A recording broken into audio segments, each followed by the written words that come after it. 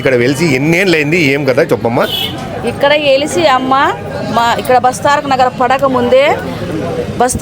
పడక ముందే ఇక్కడ వచ్చి మేము ఈడ పనుకొని అమ్మ మాకు ఇంత స్థలం ఇప్పి మేము బాడిగలు కట్టుకోలేమని 40 ఏళ్ళ కిందట మాట ఇది, ఇప్పుడుది కాదు.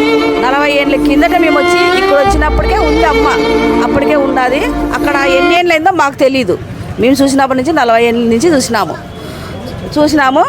అప్పటికి వచ్చేసి ఈడ అమ్మని చూసి మేము తల్లి మాకు ఇంత ఇల్లు ఇప్పి అమ్మ అని ప్రతి ఒక్కరు అడక్కొని ఈడ నగలు కట్టెలు తడకలు వేసుకొని ఈడ పనుకొని ప్రతి ఒక్కరు ఇంటికి పోయి మళ్ళీ అక్కడ పోయి అడక్కొని రాజకీయ నాయకుల్ని ఒక ఇండ్లు ఇప్పించుకొని మేము అక్కడ గుడిసెన్లు వేసుకొని ఆ గుడిసెన్లో ఈ సంసారాలు చేసుకొని బతుక్కున్నాము.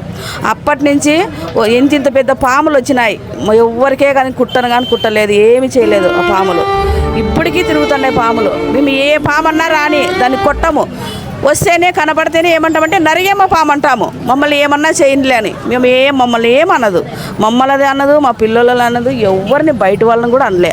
ఇప్పటి వరకు మా ఏరియాలో పెద్ద నల్లనాగం పాములు ఉన్నాయి, పెద్ద పాములు చాలా ఉన్నాయి. పాములు చెప్పకూడదు, పాముల గురించి దండిగా ఉన్నాయి పాములు. ఈ అమ్మని అప్పటి నుంచి మేము తీయాలని ఇప్పుడు 9 ఏళ్ళు అయింది పోరాడబట్టి. 9 ఏళ్ళ నుంచి రాజకీయ నాయకులు వస్తున్నారు పోతున్నారు. వాళ్ళు వచ్చినప్పుడే వస్తారు, మాకు దొంగ మొక్కలు మొక్కుతారు. మేము ఉబ్బి దబ్బిబ్బులయ్యి వాళ్ళ కాళ్ళ పట్టుకొని మా గుడి నిలబెట్టండి అని తిక్క బట్టి మేము వాళ్ళని అడుక్కుంటున్నాము. కానీ మాకు ఎవరు నిలబెట్టలేదు గుడి. ఈరోజు మా అమ్మని కొట్టి గడారులతో పీకి ఆ అమ్మ తాడుతో కట్టుకొని ఇక్కుతా అంటే మేము బతికినా ఒకటే చచ్చిపోయినా ఒకటే అనుకుంటాం. బతికినా ఒకటే చచ్చినా ఒకటే, ఏం బతుకురా మా బతుకు అనుకున్నాం. ఇంతమంది హిందువులు వండుకొని కూడా ఈ పొద్దు అమ్మను అంత అన్యాయం చేసిరి. ఏదో